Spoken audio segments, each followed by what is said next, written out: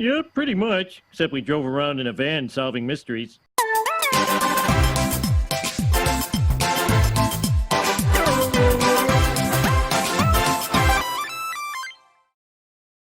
Scooby-Doo on Zombie Island, because this time the monsters are real. Scooby-Doo and the Witch's Ghost.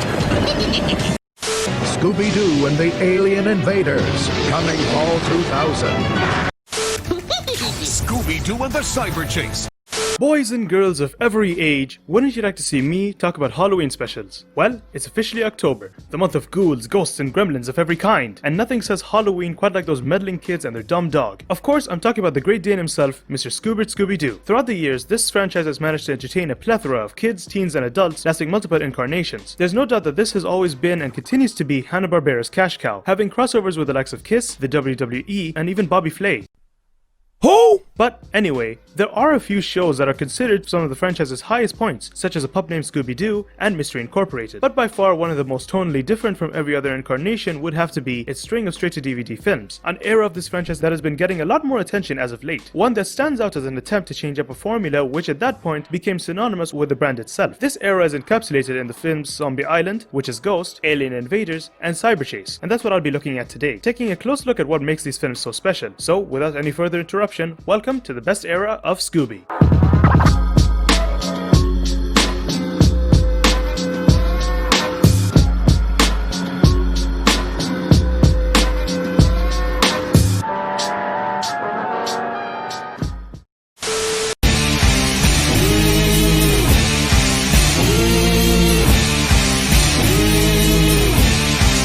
Our first film we'll be going over is a sort of big step in a new direction for good old Scooby, Zombie Island. The film begins just like any other normal Scooby adventure, with the gang attempting to trap the mysterious moat monster. This turns out to be a story being told by an older Daphne Blake on a talk show. It's revealed here that we're viewing the gang several years in the future. All of them have grown up and are now doing anything but solving mysteries, with Daphne being the host of her own TV show, with Fred as her cameraman, Velma working in a mystery bookstore, and Shaggy and Scooby working as airport security. While Daphne is getting prepared for her new segment to discover real supernatural hauntings for ratings, Fred reunites with the rest of the crew in order to re-spark that old mystery feel that once was there. Things seem to be going nowhere but down, as every place that the gang visits always ends up being haunted by some guy in a mask. That is until they meet this worker named Lena, who informs the group that there have been recent hauntings over in her employee's property in Louisiana. While there, they discover that an old pirate named Morgan Moonscar once roamed the island and then determined that he is indeed haunting the island. This further gets proved when Shaggy and Scooby have run-ins with Morgan Moonscar himself, first as a ghost and then as a zombie. Things seem dire for Mystery Inc. as they get chased down by zombies after the harvest moon appears, bringing them back to life. It's then revealed that both Lena and her employer Simone, as well as the island's ferry driver Jock, are werecats who survive by draining the life out of innocent victims, which sheds some light on our mystery. Fortunately, Shaggy and Scooby come in to save the day by controlling the werecats with wax dolls and managing to kill them by way of sunlight. The film then ends with the gang heading off on new adventures and leaving the island with mysteries never to be solved. With this being the franchise's first attempt at this type of storytelling, there are a few areas where it does seem rough around the edges, but there are a few aspects that do make it quite the interesting piece of media if I do say so myself. One being its implied setting. The film makes an effort to show its audience that this isn't the same gang of 5 from before, revealing that they're much more older and experienced, hence the dialogue on a few specific scenes. It's not ghosts, Velma.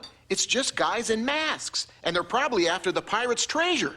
Or covering up a smuggling operation. Or maybe there's oil under the island. Oh my! Another thing that should be appreciated is the alleged antagonist of the film. While it could have been easier to just have Morgan Moonscar as a general villain, he instead has this sort of anti-hero element to his character. When his previous actions are revealed during a flashback segment, it makes you question what his general motive is, giving the story a lot more of a punch when Lena and Simone make the dramatic reveal as the film's true villains. All of these aspects are fine, but what I, as well as other Scooby fans, appreciate from this film is mostly the film's darker tone. It's slower, more cinematic, which does make this stand out from the more kid-friendlier outings the series has had recently. Something I should bring up is that the plot itself was never meant for a Scooby movie, and was actually meant for a completely different series, that being SWAT Cats, the Radical Squadron. One of Zombie Island's writers, Glenn Leopold, had the idea for a zombie-centric episode for the series, but due to SWAT Cats' premature cancellation, the script was reworked into the movie we have today. This was around the time Hanna-Barbera was being a lot more experimental, with examples such as Space Ghost Coast to Coast, CDAP 2021,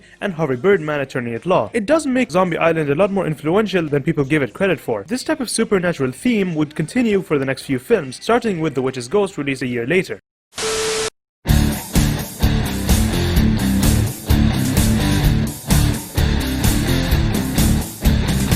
which is Ghost, I feel at least, is the much more underrated film out of the bunch despite its different in structure and a few voice acting changes here and there, as well as it being a film that gives off the feeling of two different stories being told at once, but we'll get into that later. On to the film itself. The film begins innocently enough with the gang attempting to stop two crooks in costumes from attacking the professor of a museum. It's here we're introduced to the movie's main antagonist, Ben Ravencroft, who invites them to his hometown, Oakhaven. It's revealed that Ben is the descendant of Sarah Ravencroft, a Wiccan who studied natural healing and was fairly executed due to her eccentric ways. The mayor then lets it slip that Sarah's ghost still haunts the area and is terrorizing the locals, which leads to the previously mentioned ghost chasing Shaggy and Scooby later that night. After the gang split up, with Fred and Daphne investigating the Hex Girls and the others following the mayor, they figure out that Thorn is a witch and the gang set a trap to catch the culprit, finally revealing it to be the mayor and some of the townspeople behind it in order to promote tourism. Later on in the film, Ben manages to find a book that allegedly belonged to Sarah Ravencroft herself, and turns out that Ben's ancestor was indeed a witch, and the book he had in his hands was indeed a spell book once wielded by her as well. Ben uses the book to bring Sarah back to life, only to have Sarah double-cross him. Fortunately, Velma convinces Thorn to get Sarah back in the book since she is part Wiccan. The film ends with the gang on stage singing alongside the Hex Girls in their big concert, which is Ghost, I feel at least, has a more upbeat attitude tonally when compared to the much harsher vibes of Zombie Island. There's not that much that distinguishes it from the other straight-to-DVD films. The only other addition I could kinda give the film props for is the introduction of the Hex Girls, characters in the franchise that we would see on and off for a while in films such as Legend of the Vampire and Scooby-Doo Mystery Incorporated, but those installments have them much more toned down and much less relevant to the plot. In The Witch's Ghost, there's a much more haunting mystique about them, with the film showing their eccentricities a lot more, making for interesting characters. At this point in the video, I should mention that these four films weren't produced in-house like most Hanna-Barbera projects were at the time. Instead, they were outsourced to Mook Animation in Japan, which just gotta make itself obvious with some scenes during the nighttime segments of the film, and especially the diner scene where some of the characters have facial expressions reminiscent of early anime. I personally feel like this type of animation gives the four films their cinematic edge, with compositions and angles that aren't as prevalent in other Scooby movies. In the end, Witch's Ghost has a few redeeming qualities, but I would definitely pick Zombie Island over it.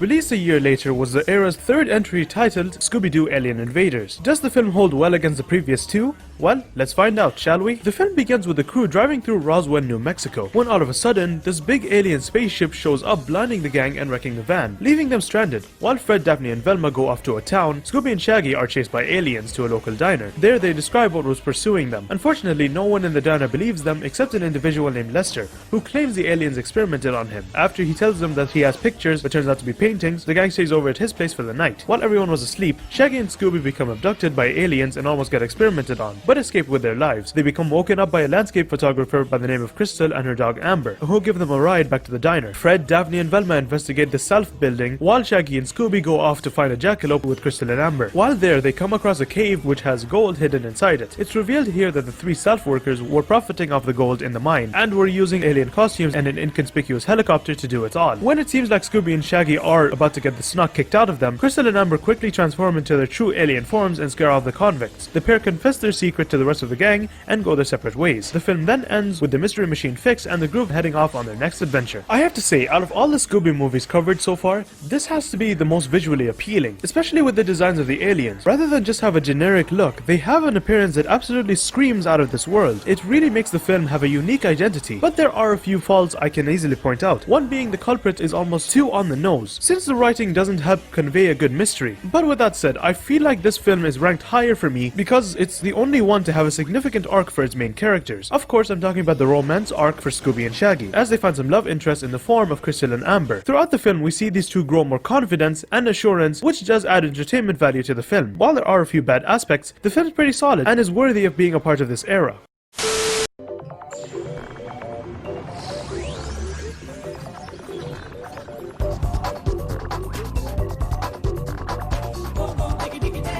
And now, we reach the end of this video with Scooby-Doo and the Cyber Chase. Definitely the most synonymous with the series is Old Tired Formula. We start off this film with Mystery Inc. traveling to State University to visit their scientist friend, who is developing a game based on their adventures. Things take a bad turn when a computer virus reveals itself in the real world and terrorizes the Scooby gang throughout the campus. All this hijinks ends with the gang being zapped into the digital world. There they're notified that the danger in the game is in fact very real, and the only way out is by collecting each box of Scooby snacks and beat the boss. The crew travel many destinations throughout the film, including a shipwrecked ocean, a medieval village, and even a haunted haunted carnival and city. Once the gang reach the final level of the game, they manage to run into their past selves, and together they thwart the computer virus. The crew make it out of the game and deduce that the culprit was indeed none other than the baseball-obsessed Bill McElmore, and so the film ends with Bill being arrested and the gang happily enjoying the adventure they went on. With this being the last film in this era, it's safe to say that Cyber Chase is my least favorite of the four. It's not the worst film out there, but it's definitely the least entertaining when compared to the ones that came before it. The computer virus was more for gags than the actual supernatural antagonist of the previous three films, and the mystery didn't necessarily have a satisfying payoff like Zombie Island. But like I mentioned before, it's not necessarily a bad movie, it just rides the line of being average and nothing more.